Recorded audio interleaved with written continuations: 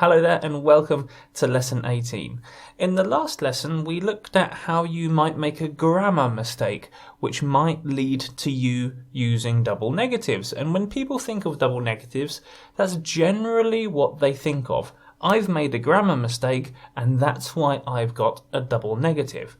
In this lesson I'm going to introduce you to the idea that you can have perfect grammar. You might not make a grammar mistake whatsoever, but the choice of your vocabulary might lead to a double negative being created, and this is a tricky double negative to catch.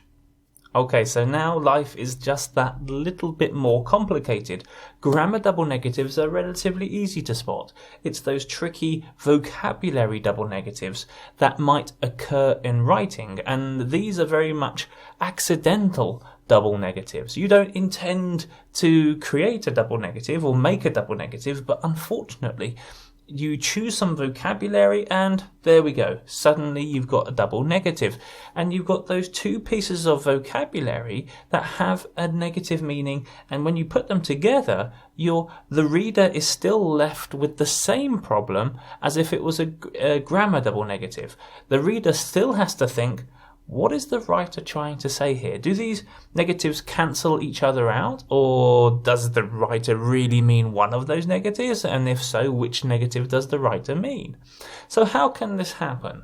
Well, it can happen in the context of some adverbs, because some adverbs act as negatives or have that negative meaning. And you can see two examples behind me on the board.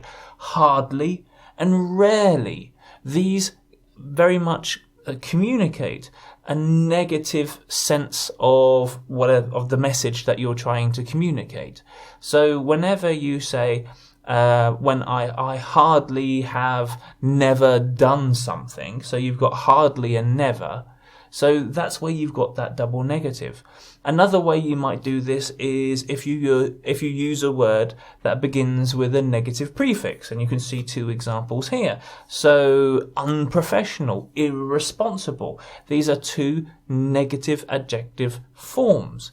And if you use another negative in the sentence as well as those negative adjectivals, then you might cause a double negative to happen. Of course, it could be any word with a negative prefix, not just adjectives.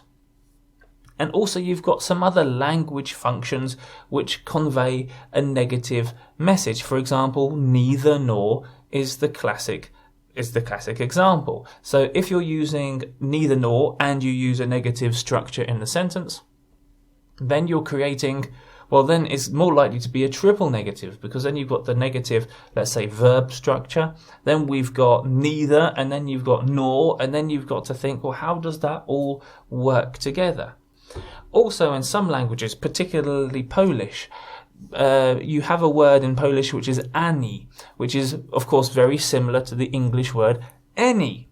But any is not a negative form in English, and that's why I've put this in here almost as an exception, because people think sometimes that any in English is a negative form because it's very similar to a word in their language which is also a negative form. But even though we use this word in negative sentences, I don't have any playing cards. She doesn't have any chances of success, for example. Just because they're used in a negative structure doesn't make that word negative. So we've got to be careful for that. And it's happened to me in the past where I've sent back some work to someone and they've said, well, you haven't got the double negative. And I said, what double negative? And they said, well, there's an any in the sentence.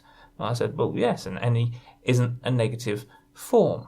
So there is that confusion. So let me just say right now, any is not a negative in the English language. Okay, so let's give you a sentence with two examples about this vocabulary double negative. And I've highlighted them in orange. So you've got, it is not unprofessional. So what we've got here is a negative structure with an adjective, but that adjective has got a negative prefix. So not unprofessional. What does that mean? Does that mean professional? Does it mean professional to some extent or to some degree? So not really professional, but a little bit professional? What exactly does that mean? And then we've got another example, to rarely misspeak. So rarely means doesn't happen very often. Misspeaks means to say something wrong. And misspeak is a word you'll very often hear in a political context. But even then, you're making the reader work. You're making the reader think, what's the message here? What's going on? There is a message, but I don't exactly know what it is. And that's what's happening when you communicate using double negatives. However, if you wrote the sentence like this, it is professional to speak accurately during a talk, everyone understands straight away there are no problems with comprehension, understanding, and you have a clear sentence. So what are the teaching tips? Don't use double negatives, don't use grammar double negatives, watch out for vocabulary double negatives, and if you catch a vocabulary double negative, then you've got to redraft that, or it's a good idea to redraft it. And that means you've got to be careful for using language that might act as a negative, and that takes time. Certainly, if you use an adjective with a negative prefix, then that should be a clue for you to check that sentence and say, am I using a different negative form in that sentence? And then think about how can I redraft that in a different way. And as I've said, the reason why we don't want to do this is because it's difficult for the reader to understand. And the general question the reader will have is this a negative or not? And then the reader has to decide how they should interpret the sentence. And that's never something you should ask a reader to do for the precise reason they might interpret it not in the way that you want it to be interpreted. And with grammar double negatives, some spell checkers will get those mistakes.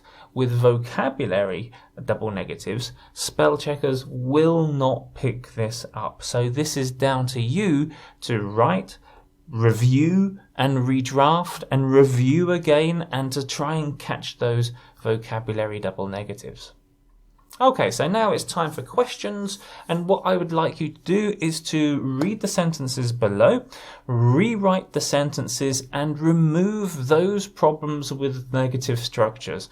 And you're probably going to have to think quite hard about that, and all I want you to do is think about what you think the message is, because once you've got a double negative, then it becomes a question of interpretation. So here there is really no correct answer. It's a question of how do you understand the sentence, and then redraft the sentence in that way so you create a clearer sentence. So for example, you might see something like the example question, it's not unprofessional to rarely misspeak during a talk. And you might think, well, what are we trying to say here? What's the general message? And then you will come up with it's professional to speak accurately during a talk. And that would be, for me, a good answer. You're dealing with the problem with the double negatives and you're creating a clearer sentence. So read those sentences below, think about them, what is the message, and then redraft the sentence to communicate what you think the message is. Then have a look at my answer video and let's see if we agree.